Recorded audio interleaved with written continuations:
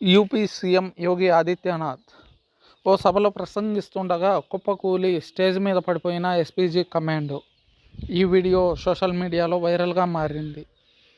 April 2 మంగళవారం నాడు ఫిలిభిత్తులో UP CM Yogi Adityanath ప్రసంగిస్తున్న సమయంలో ఊహించని పరిణామంలో అతని వెనుక మోహరించిన భద్రతా కమాండ్ అకస్మాత్తుగా వేదికపై కుప్పకూలిపోయాడు. 2024 లోక్సభ ఎన్నికలకు ముందు జరిగిన ఒక బహిరంగ సభలో సీఎం ప్రసంగిస్తున్నప్పుడు ఈ సంఘటన జరిగింది. ఘటనకు సంబంధించి ఎలాంటి అధికారిక సమాచారం లేకపోవడంతో కమాండో జారిపడి పడిపోయిన వీడియో వైరల్ అయింది.